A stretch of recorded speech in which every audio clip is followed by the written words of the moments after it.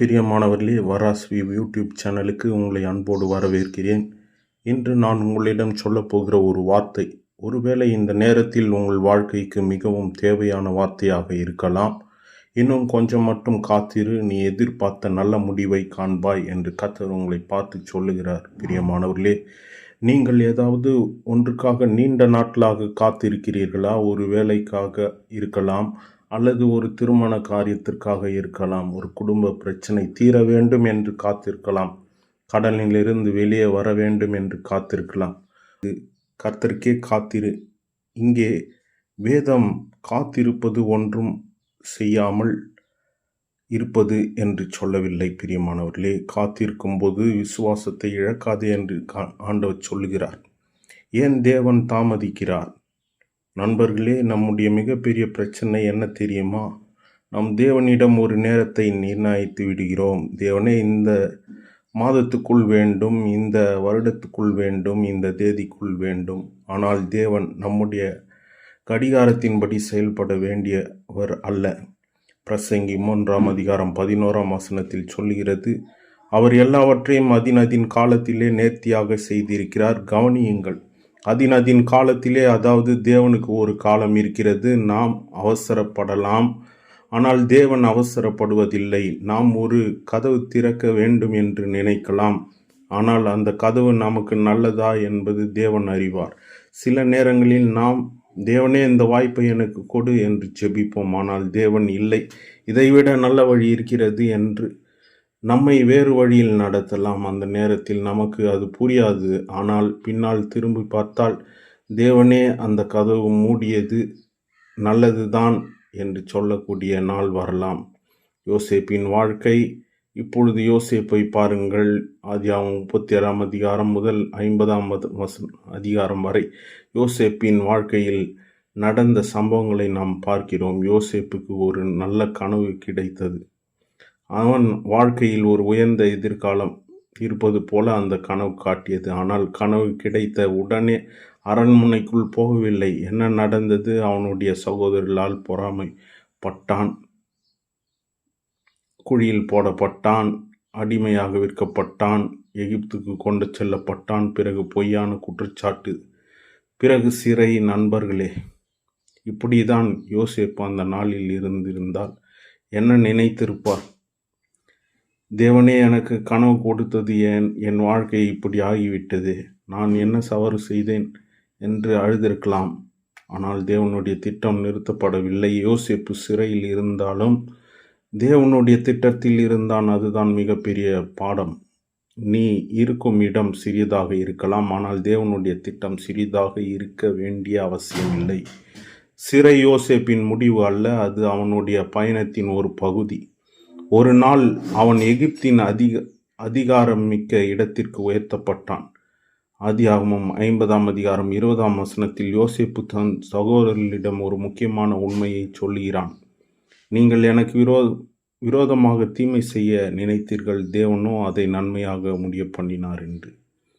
இதுதான் இன்றும் உங்களுக்கு நான் சொல்ல விரும்புகிற செய்தி. பிரியமானவர்களே, உன் வாழ்க்கையில் நடந்த எல்லா விஷயங்களும் நல்லவை என்று நான் சொல்லவில்லை. ஆனால் தேவன் கெட்ட சூழ்நிலையிலிருந்து நம்மை உருவாக்க முடியும். காத்திருப்பது என்றால் என்ன?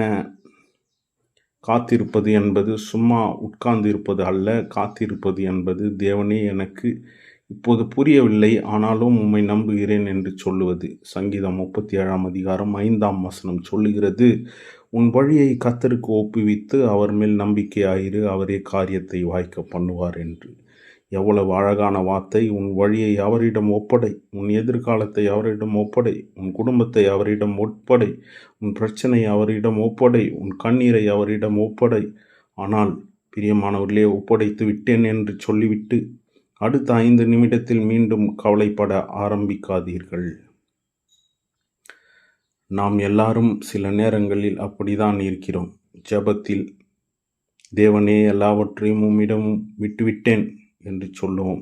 ஜெபம் முடிந்ததும், ஆனால் அடுத்தது என்ன ஆகும் என்று கூகுள் சர்ச் பண்ண ஆரம்பித்து விடுவோம். பிரியமானவர்களே, ஆனால் உண்மையான விசுவாசம் என்ன நடக்கும் என்று தெரியவில்லை, ஆனால் என்னை நடத்துகிறவர் யார் என்று எனக்கு தெரியும். இதுதான் விசுவாசம்.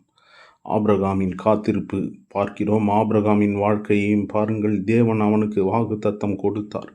ஆனால் அந்த வாக்குத்தத்தம் உடனே நிறைவேறவில்லை. பிரியமானவர்களே, காத்திருப்பு இருந்தது. வருடங்கள் கடந்தன. மனித பார்வையில் அது சாத்தியமில்லாதது போல தோன்றியது. ஆனால் ஆதியாகமம் 21 சாராள் ஈசாக்கை பெற்றால்.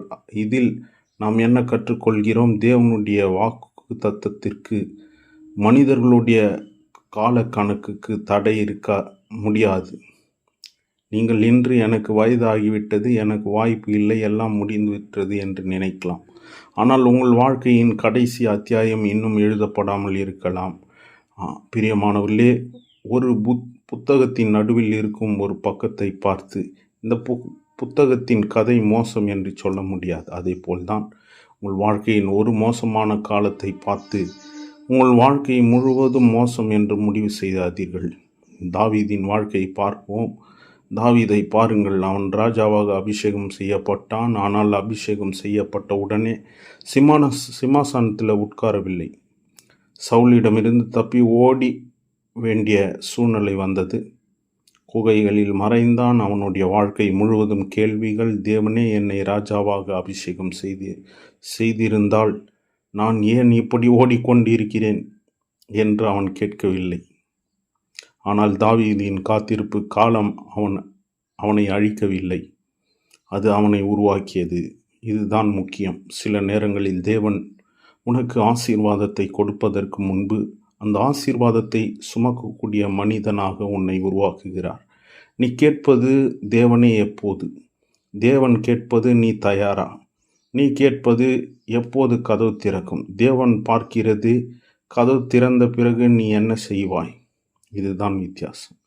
இயேசுவின் காத்திருப்பு. இப்பொழுது நம்முடைய ஆண்டவராகிய இயேசு கிறிஸ்துவை பார்ப்போம். லாசருவின் சம்பவம் யோவான் 11 வருகிறது. மார்த்தாளும் மரியாளும் இயேசுவிடம் செய்தி அனுப்புகிறார்கள்.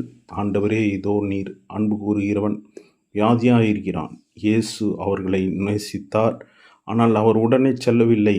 இங்கே ஒரு ஆழமான உண்மை இருக்கிறது. இயேசு தாமதித்தது அன்பு இல்லாததால் அல்ல. அவர் வேறு ஒரு பெரிய காரியத்தை வெளிப்படுத்த போகிறார். பிறகு இயேசு லாசருவின் கல்லறைக்கு வந்தார். மார்த்தாள் சொன்னது வார்த்தையை நினைவில் வைத்து கொள்ளுங்கள். ஆண்டவரே, நீர் இங்கே இருந்திருந்தால் என் சகோதரன் இறந்திருக்க மாட்டான் என்று சொன்னாள். அதனை எத்தனை பேருடைய ஜெபம் இது போல் இருக்கிறது. தேவனே, நீர் அப்பொழுது உதவி செய்திருந்தால், தேவனே அந்த நேரத்தில் கதவை திறந்திருந்தால், தேவனே அப்பொழுது என் வாழ்க்கையை காப்பாற்றி இருந்தால். ஆனால் இயேசு லாசருவின் வாழ்க்கையில் தாமதமாக வந்த போல தோன்றினாலும் அது முடிவல்ல. இயேசு லாசருவே வெளியே வா என்று அழைத்தார். அவன் வெளியே வந்தான். நண்பர்களே, மனிதன் முடிந்துவிட்டது என்று சொன்ன இடத்தில் இயேசு இன்னும் முடியவில்லை என்று சொல்ல முடியும். ஆனால் இதை ஒரு தவறான வாக்குறுதியாக எடுத்துக்கொள்ளக்கூடாது. ஒவ்வொரு சூழ்நிலையும் நாம் நினைத்தபடியே மாறும் என்று வேதாகமம் சொல்லவில்லை. ஆனால் எந்த சூழ்நிலையிலும் தேவன் நம்மோடு இருப்பார் என்பதே நம்முடைய நம்பிக்கை. தேவன் உன்னை கைவிட மாட்டார். எபிரேயர் 13:5 நான் உன்னை விட்டு விலகுவதும் இல்லை, உன்னை கைவிடுவதும் இல்லை என்று சொன்ன தேவன். அவருடைய வாக்கு தத்தம் உங்களோடு இருக்கிறது. பிரியமானவர்களே, இதை கொஞ்சம் சிந்தித்து பாருங்கள். மனிதர்கள் உன்னை விட்டு விலகலாம், நண்பர்கள் மாறலாம், உறவுகள் மாறலாம், வேலை போகலாம், பணம் குறையலாம், சூழ்நிலைகள் மாறலாம். ஆனால் தேவன் உன்னை கைவிட மாட்டார். இன்று இரவு நீங்கள் தனியாக அழுதிருக்கலாம். யாரிடம் சொல்ல முடியாத ஒரு பிரச்சனை இருக்கலாம். வெளியில் சிரித்து கொண்டிருக்கலாம், ஆனால் உள்ளுக்குள் உடைந்திருக்கலாம். இந்த வார்த்தையை நினைவில் வைத்து கொள்ளுங்கள். உன் கண்ணீரை மனிதர்கள் பார்க்காமல் இருக்கலாம், தேவன் பார்க்கிறார். உன் ஜெபத்தை மற்றவர்கள் கேட்காமல் இருக்கலாம், தேவன் கேட்கிறார். உன் போராட்டத்தை மற்றவர்கள் புரிந்து கொள்ளாமல் இருக்கலாம், தேவன் அறிவார். இன்னும் கொஞ்சம் காத்திரு. இப்பொழுது உங்களிடம் நேரடியாக ஒரு விஷயம் சொல்ல விரும்புகிறேன். கைவிடாதீர்கள். உங்களுக்கு சரியானது என்று தெரிந்த வழியில் தொடர்ந்து நடங்கள். ஜெபியுங்கள், வேதாகமத்தை வாசியுங்கள், நல்ல முடிவுகளை எடுங்கள், உங்களால் செய்யக்கூடியதை செய்யுங்கள், மீதியை தேவனிடம் ஒப்படையுங்கள். காத்திருக்கிறேன் என்று சொல்லி எந்த முயற்சியும் செய்யாமல் இருக்க வேண்டாம். தேவனை நம்புகிறவன் ஜெபத்தோடும் முயற்சியோடும் காத்திருப்பான். ஏசாயா 40ஆம் அதிகாரம் 31ஆம் வசனத்தில் கர்த்தருக்கு காத்திருக்கிறவர்களோ புது பலன் அடைந்து என்று சொல்லப்படுகிறது. கவனியுங்கள், காத்திருப்பவர்களுக்கு முதலில் என்ன கிடைக்கிறது? புதிய பலன். சூழ்நிலை உடனே மாறாமல் இருக்கலாம், ஆனால் உங்களுக்குள் புதிய பலன் வரலாம். பிரியமானவர்களே, நேற்று அழுத நீங்கள் இன்று எழுந்து நிற்கலாம். நேற்று பயந்த நீங்கள் இன்று விசுவாசத்தோடு நடக்கலாம். இன்று உங்களுக்காக ஒரு சிறிய ஜெபம் செய்கிறேன். இப்பொழுது இந்த வீடியோவை பார்த்து கொண்டிருக்கும் நீங்கள் சில நிமிடங்கள் உங்கள் கண்களை மூடிக்கொள்ளுங்கள். நாம் சேர்ந்து ஜெபிப்போம். அன்பான பரலோக தகப்பனே, இந்த வீடியோவை பார்க்கும் ஒவ்வொருவரையும் உம்முடைய கரங்களில் ஒப்படைக்கிறோம். அவர்களுடைய கண்ணீரை நீர் அறிவீர், அவர்களுடைய பயத்தை நீர் அறிவீர், அவர்களுடைய குடும்ப பிரச்சனைகளை நீர் அறிவீர், அவர்களுடைய நிதி பிரச்சனைகளை நீர் அறிவீர், அவர்களுடைய வேலைக்கான போராட்டத்தை நீர் அறிவீர், அவர்கள் யாரிடம் சொல்ல முடியாமல் உள்ளத்தில் வைத்திருக்கும் பாரத்தை நீர் அறிவீர். ஆண்டவரே, அவர்களுக்கு தேவையான நேரத்தில் தேவையான வழியை காட்டும். அவர்கள் அவசரத்தில் தவறான முடிவுகளை எடுக்காமல் காத்திருக்க கிருபை தாரும். காத்திருக்கும் காலத்தில் விசுவாசத்தை இழக்காமல் இருக்க உதவி செய்யும். கதவு திறக்க வேண்டிய இடத்தில் கதவை திறம், மூட வேண்டிய கதவை மூடும். அவர்களுக்கு நல்லதல்ல என்று தோன்றுகிற பாதைகளை அடையும். ஆண்டவரே, எந்த பாதைகள் அவர்களுக்கு நலமானவைகளோ அந்த பாதைக்கான வழிகளை திறப்பீராக. அவர்களின் வாழ்க்கையில் உள்ள உம்முடைய சமாதானம் இருக்கட்டும். ஆண்டவரே, அவர்களுக்கு புதிய பலன் தாரும். அவர்கள் தனியாக இல்லை என்பதை உணர செய்யும். கர்த்தராகிய இயேசு கிறிஸ்துவின் நாமத்தில் ஜெபிக்கிறேன், என் ஜீவனுள்ள நல்ல பிதாவே, ஆமென். பிரியமானவர்களே, இன்றைய செய்தி ஒரே ஒரு வரியில் நினைவில் வைத்துக் கொள்ளுங்கள். தாமதம் என்பது முடிவல்ல. நீங்கள் எதிர்பார்த்தது இன்னும் நடக்காமல் இருக்கலாம், ஆனால் அதனால் தேவன் உங்களை மறந்துவிட்டார் என்று அர்த்தமில்லை. யோசேப்பின் சிறை அவனுடைய முடிவு அல்ல. தாவீதின் குகை அவனுடைய முடிவல்ல. லாசருவின் கல்லறை அவனுடைய முடிவல்ல. அதே போல் உங்கள் இன்றைய சூழ்நிலையும் உங்கள் வாழ்க்கையின் கடைசி அத்தியாயம் அல்ல. என்ன நடந்தாலும் தேவனை விட்டு விலகாதீர்கள், ஜெபத்தை நிறுத்தாதீர்கள், விசுவாசத்தை விட்டுவிடாதீர்கள், நல்லதை செய்வதை நிறுத்தாதீர்கள். இன்னும் கொஞ்சம் காத்திருங்கள். தேவனுடைய நேரத்தை நம்புங்கள். பிரியமானவர்களே, அவர் உங்கள் வாழ்க்கையில் என்ன செய்கிறார் என்பதை முழுமையாக இப்பொழுது புரிந்து கொள்ள முடியாமல் இருக்கலாம். ஆனால் ஒரு நாள் நீங்கள் பின்னால் திரும்பி பார்ப்பது நிச்சயம். தேவனே, நான் காத்திருந்தது வீணாகவில்லை என்று சொல்லக்கூடிய நாள் வரும். இந்த செய்தி உங்களுக்கு நம்பிக்கை கொடுத்திருந்தால் இந்த வீடியோவை லைக் செய்யுங்கள். உங்களுக்கு தேவையான ஒவ்வொருவருக்கு இந்த வீடியோவை ஷேர் பண்ணுங்கள். வராஸ் வியூ சேனலை சப்ஸ்கிரைப் செய்து கொள்ளுங்கள். பெல் பட்டன் ஐக்கானை அழுத்துங்கள். கமெண்டில் ஒரு வார்த்தை மட்டும் எழுதுங்கள். நான் காத்திருப்பேன், தேவனை நம்புவேன். மீண்டும் ஒரு முக்கியமான வார்த்தை, இன்னும் கொஞ்சம் மட்டும் காத்திரு, தேவனை நம்பு, கைவிடாதே.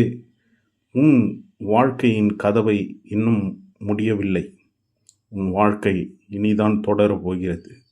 அது கதை அல்ல, நிஜமாய் கர்த்தர் மாற்றப் போகிறார். கர்த்தர் தாமே உங்களை ஆசீர்வதிப்பாராக. ஆமென்.